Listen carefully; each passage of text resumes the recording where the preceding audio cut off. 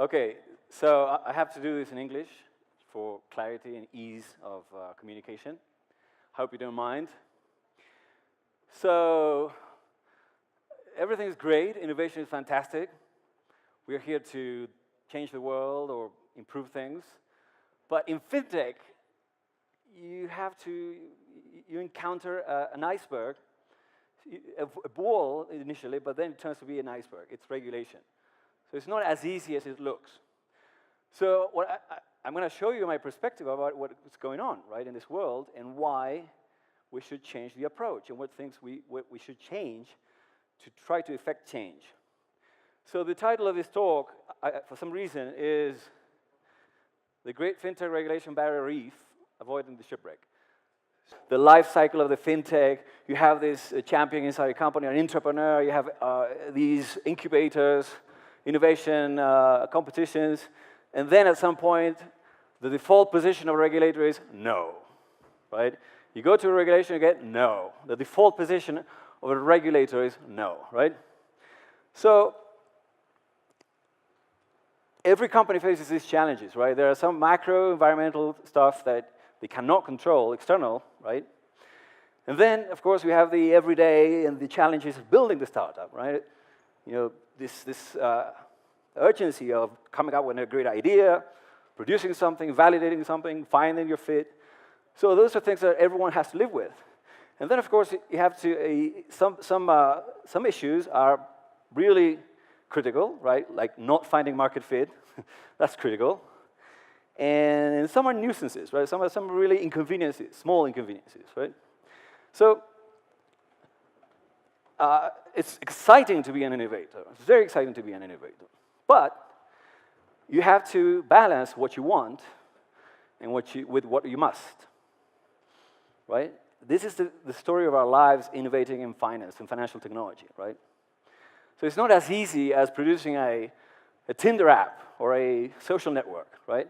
This is financial services. This is about money. This is about protecting consumers. This is about not facilitating crime or avoiding crime, right? So there's a Venn diagram here where you have to be in the middle. So what's possible in fintech is not what you want. We would like to do so many other things that we cannot, but so it's what you can is what is in this intersection between of want and must, right? So today I'm going to talk about risk. And when I say risk, this is going to be regulatory risk, which is the risk that something an obligation, that you're not complying with an obligation, and the powers that be, the government or an examiner or someone will come down on you and fine you, or find you at fault. And you will have to pay a fine or go through a remediation process. So we're going to talk about regulation risk, which is that kind of regulation. Completely different from operational risk. The fact that you have a vulnerability or a breach or a real operational violation, which is different. That is completely different. But mostly I'm going to talk about regulatory risk, right? So this is the 4 parts of this presentation. First of all, the rationale. Why does regulation exist? Every time I explain something, I test it with my 12-year-old nephew. So this is the approach I'm going to take with you. If you understand this, you're going to be able to build a viable, minimum viable, and compliant product, which is what I do, right? I help companies do. So there's a reason why regulation exists. Think about this. We're trying to protect the loss of value, property, and also certain entities are trying to protect the loss of power, right? And think about sanctions, for example. Sanctions, embargoes. Why isn't an American person allowed to do business with Cuba or with North Korea? Right? Because they're declared an enemies of the state. There's actually a statute, a law in the United States. It's called the Enemies of the State Statute or Act. So there's a political reason why we don't do business with a country. There's a political reason. It's about power. It's geopolitical power, right? So, but boiling this down to the minimum elements, these are the things we're trying to, that could cause breaches in regulation. So the government and any regulator is concerned, or actually policymakers, our institutions in our countries are trying to prevent negligence, imprudence, malpractice, and abuse. So this is the basic. If you understand this, you're going to be able to build a product that makes sense. And these are the reasons, so the large buckets of regulation that you will encounter in any jurisdiction, in any world, any country in the world, and probably the universe, because they all make sense, right? Think about this. There's 4 things that society, we worry about through our republics, or through our financial, through our institutions, right? If we have them, right? Not all countries have republics, right? So there's national security. We want to protect our borders. We don't want terrorists invading us or financing or attacking us, our enemies attacking us. And then we also want to prevent crime. So that makes sense. We want to prevent fraud, identity theft, cyber breaches. So it makes sense. Consumer protection, investor protection, user protection, especially in financial services. We don't want people losing value with us, right? We want to protect and reassure them, create trust, right? And then, of course, on the other side is safety and soundness. Safety and soundness has to do with the operational integrity and the quality of the service provider, right? You're a service provider. If you're in the marketplace, you have to harden your interface. You have to protect the perimeter of your product because you have to be viable as an operation. So there's safety and soundness obligations. And finally, taxation, of course. You know, we live in a world where we have to finance public services. So there's a reason for regulation. I hope you agree with that. There's reasons why regulation exists, right? So, and this is the breakdown, a further breakdown. I'm going to leave it there for a few seconds. You can scan it. But, you know, crime. We want to avoid criminals using us, abusing us, especially the type of crime where we lose as a company. So every company that I advise, every company I encounter, they're more worried about fraud, impersonation fraud, especially in e-commerce, right? Especially now, are you aware that in the United States, we finally got chip and signature, which has been in Europe for 15 years. So in Europe, you have two-factor authentication when you pay with plastic. You insert the machine, and then you enter your PIN. That's two factors, something you have, something you know. So you're protected against, you know, the copying of the card, right? In the United States, we didn't have that for the history of credit cards until this year. So it's incredible. The richest country in the world, right? So, but now we have a new technology that is attempting to prevent fraud. So companies are interested in the risk of losing value, right? And then, of course, any criminal activity is undesired by society. We don't want criminal activity if we're really serious, right? Unless you're a criminal. Of course, if you're organized crime, your entire venture, your startup is going to be, or your company is going to be, how to commit crime, how to breach this company, how to steal credit cards, right? So the other thing is, all of these things have to do with consumer protection, right? Transparency. Why are we obligated to post a disclosure to the consumer in front of our web page? It's an obligation to educate the consumer. You know, we have to make them aware of the product that is being delivered to them. We have to be transparent about pricing. We have to be resolve issues in case they call. That's why we have to build call centers. Call centers are obligatory by law. You need to have an error resolution channel, right? It's federal law in many countries, right? And then, of course, any complex financial product will have specific product-specific solutions or regulations. Securities, commodities, derivatives, high-risk instruments will require that some kind of protection. And then, of course, privacy and confidentiality, which seems to be not a very high priority. Because companies live off of data. So they want, of course, there's opt-in, habeas corpus regulations and everything. And companies need the data to be able to operate and really use it as an asset, right? So anyway, consumer protection. These are the groups of things about safety and soundness.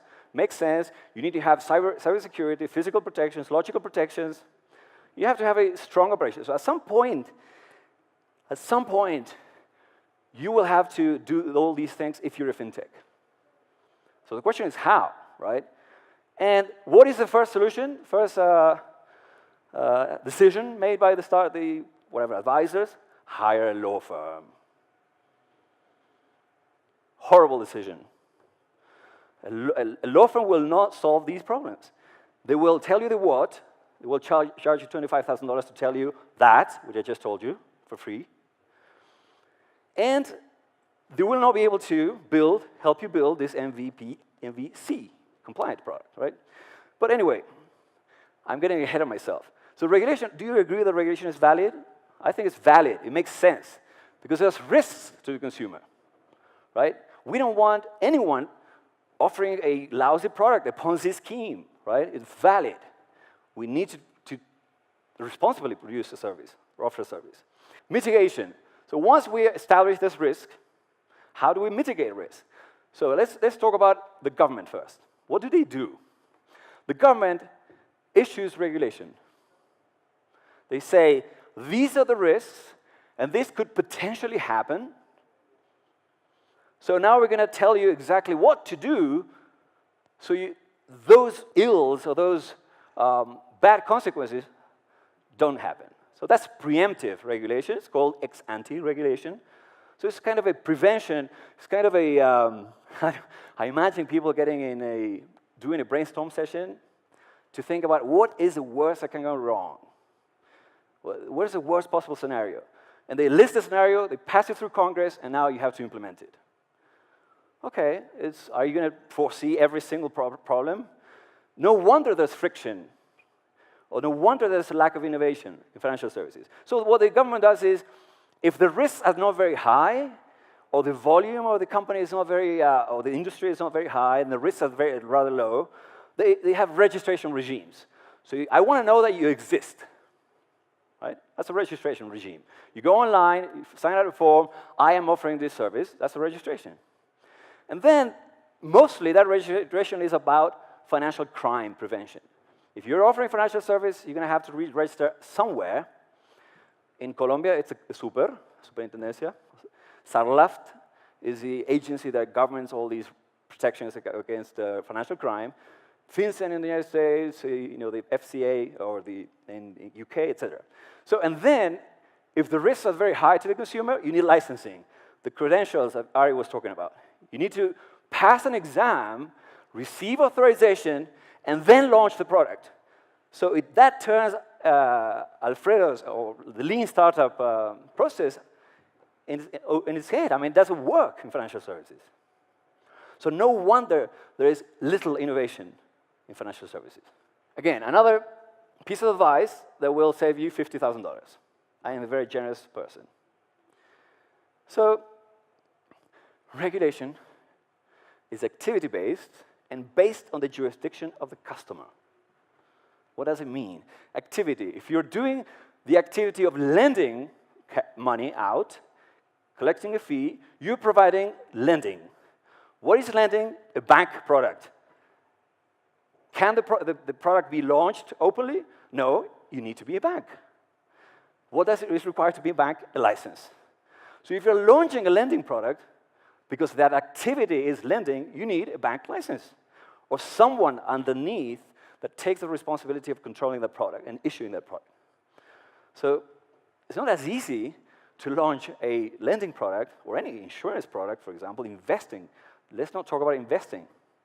Some people, I don't want to mention, could be issuing securities on the blockchain because they're really digital securities based on the SEC regulations of 1933, 1933, last century, okay?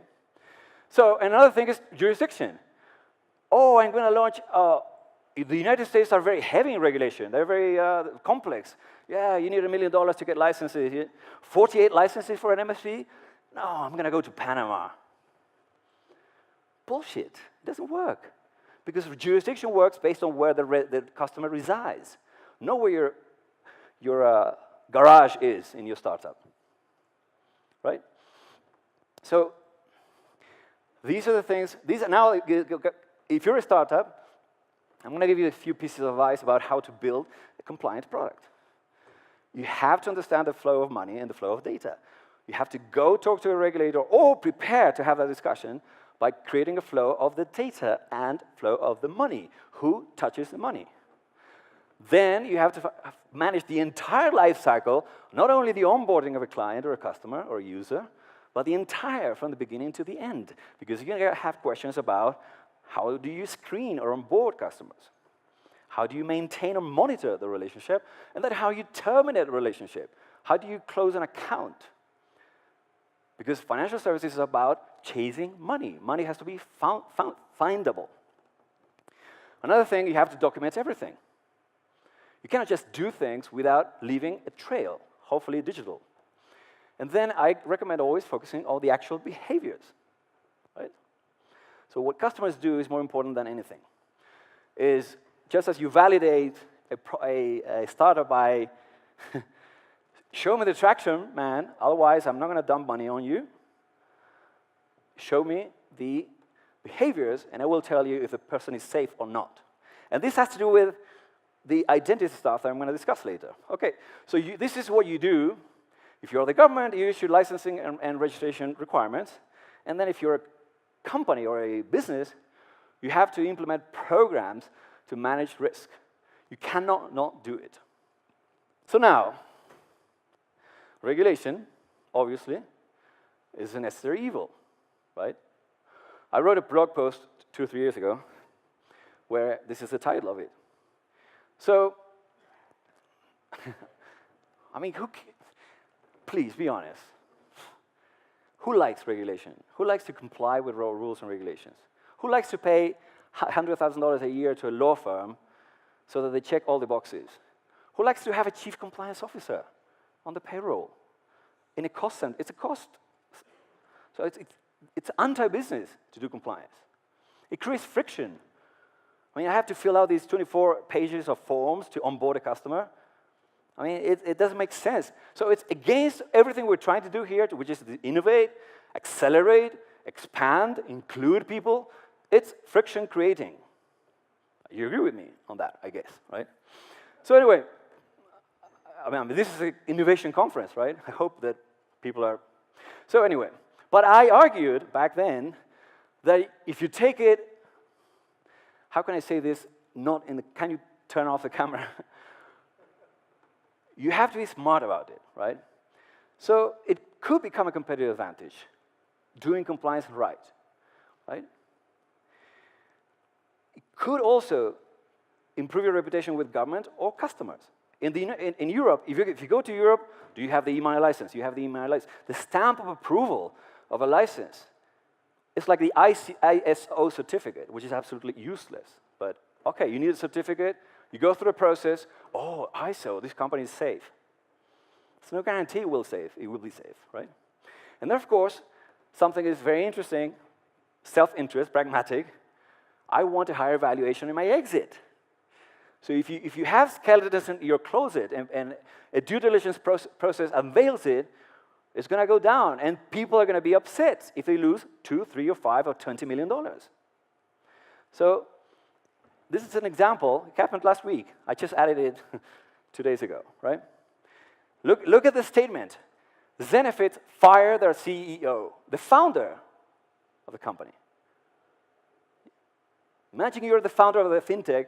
Oh, yeah, we're going to disrupt payroll. It's a headache. Okay. Or insurance. Oh, yeah, look at that. For us, compliance is like oxygen. Without it, we die. New guy. This is a very experienced CEO.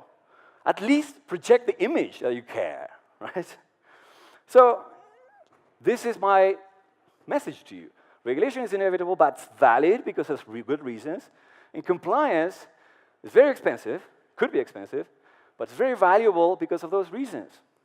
So these are some strategies I hand wrote this a couple of months ago and left it there. There's another matrix, right? Let's talk about, Alfredo likes matrices.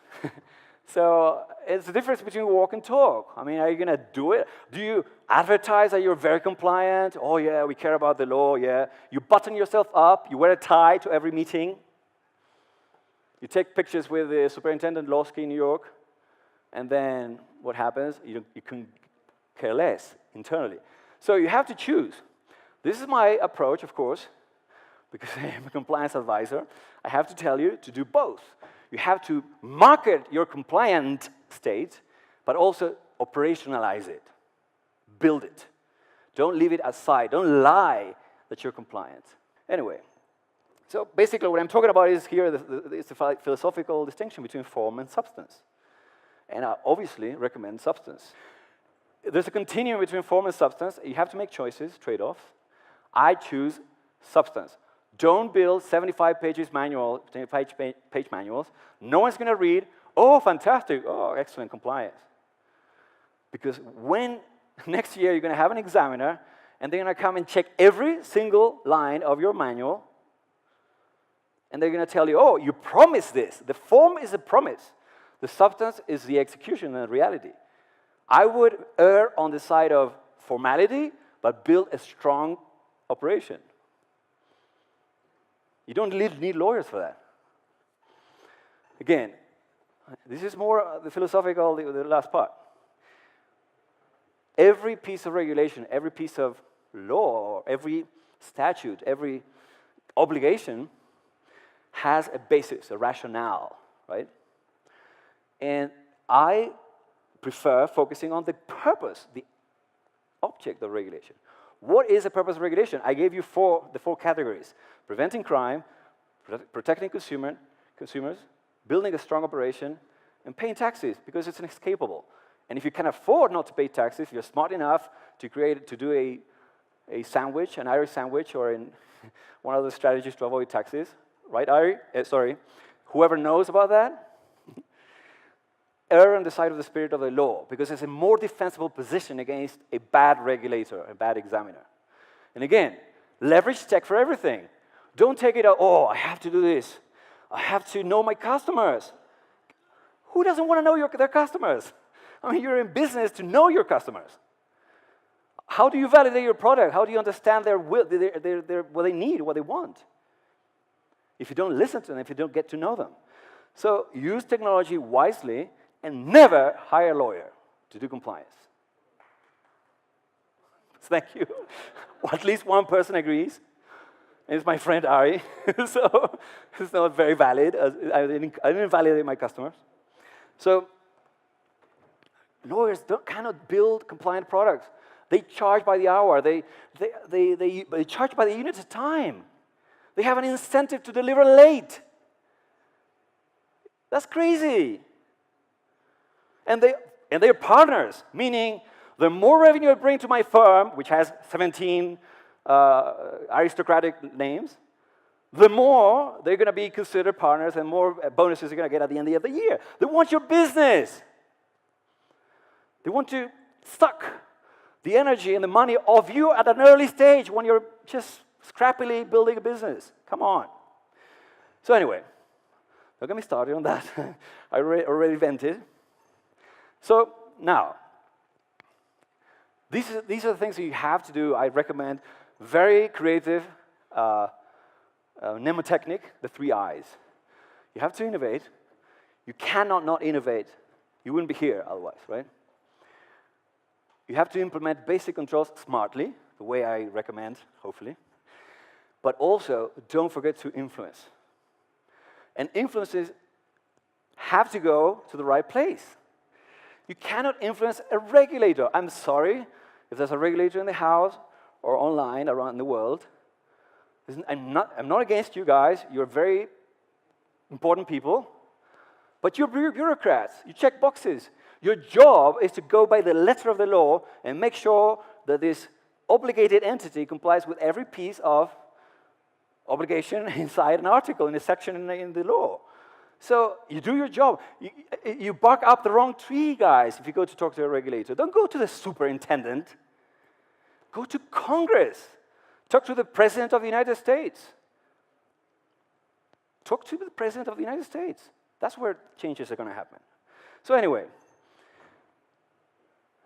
And then, of course, you have to try to associate yourself or exert your influence where it will have the most impact, right? And these are attitudes you're going to find across the world. I found all of them, and I built compliance programs probably in 12 countries. So you find these guys that are very, especially this happens in South America. I don't know what's about South America, but the ego of a South American is either bruised or weak, and they believe, because they are an enforcement agency, that you owe them respect. So you walk in, and of course there's 17 secretaries, or vice superintendents, whatever, and then after 5 hours of waiting in the room, then comes the person in a red carpet, sees you like this. Yes, how can I help you? And then they walk out, and then you leave, and and the person goes behind. That's a regulator in South America for some reason. That's my experience. I've seen them. Also in the United States. But anyway, you have to find the right people. Talk to smart people. So like, your friends associated with 5 people that are going to raise your average, right? And then, of course, enforcement. This is the power of the regulation, of the law, right?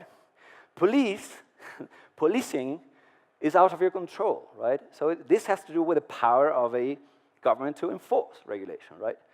And, of course, we have to try to find regulations where markets or jurisdictions where people are more laissez-faire. Europe is very laissez-faire compared to the United States.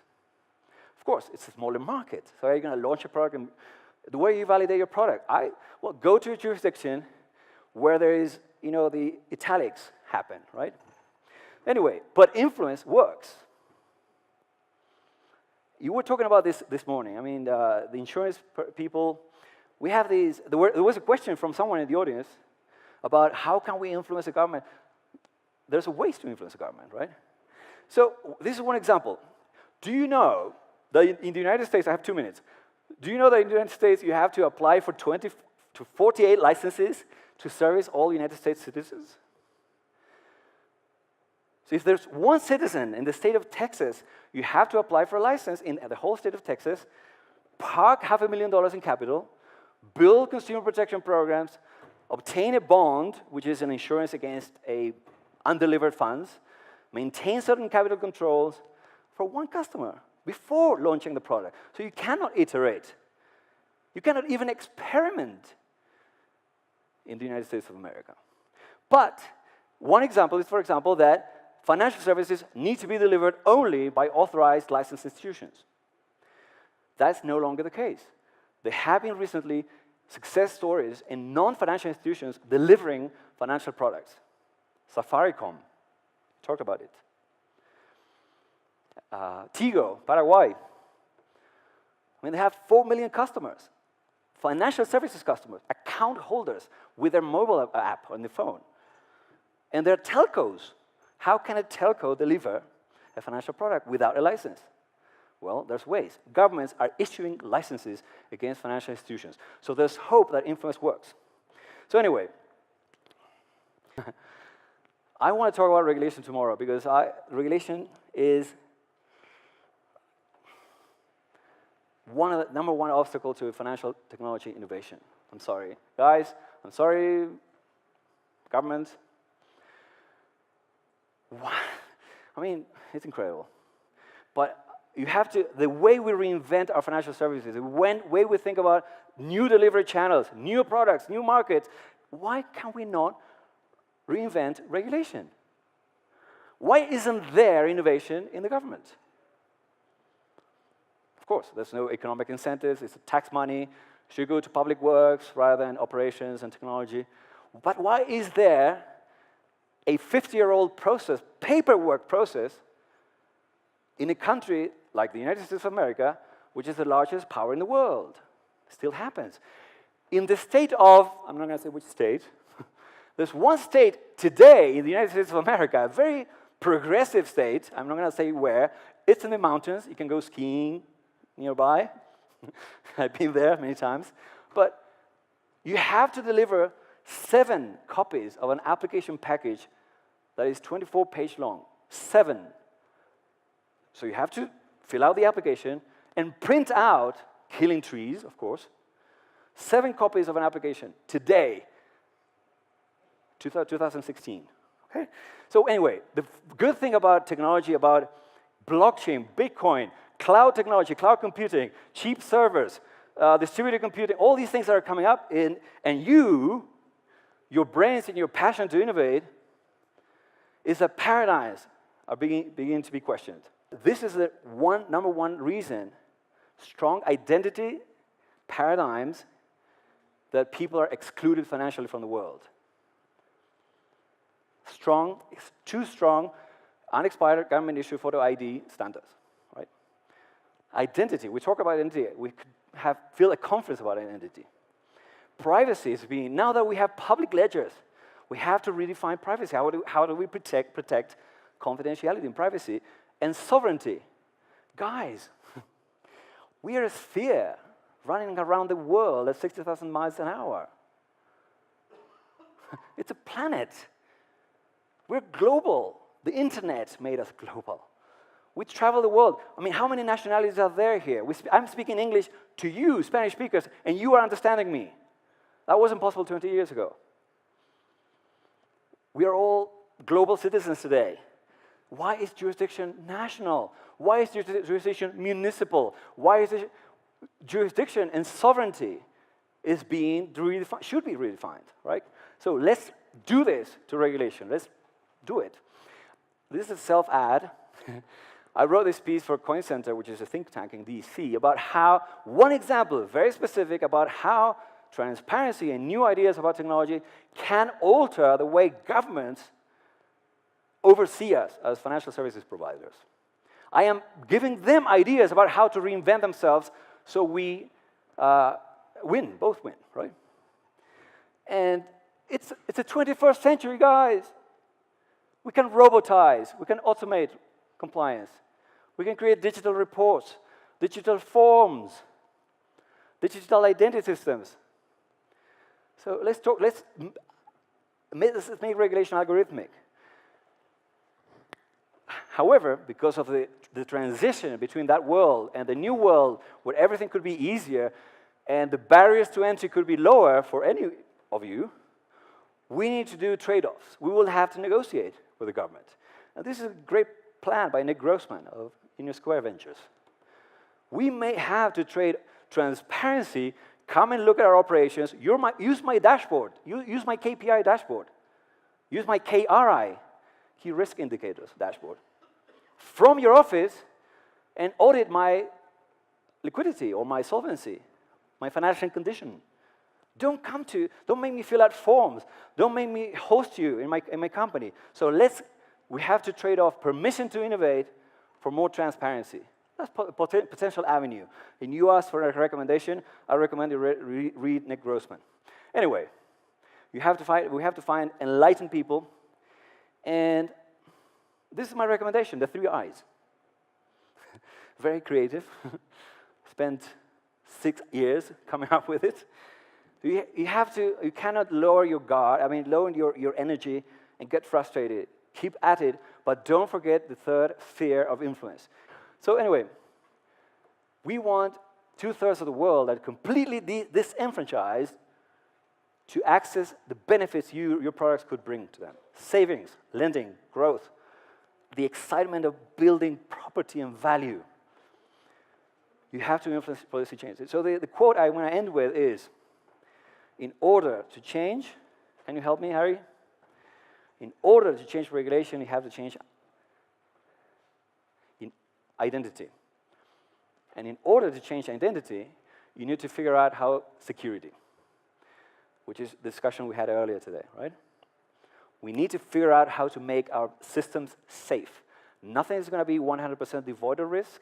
Nothing is going to be completely safe because everything is created by us, and we're humans, and we make mistakes, and we screw up, and we're evil sometimes.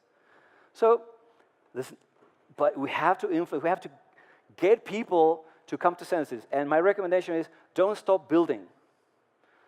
Bend the rules and create a better option. Come to the policymakers, not the regulators. Come to the policymakers with a better option. Show them there's a better way. Thank you. Responsible evolution. Thank you.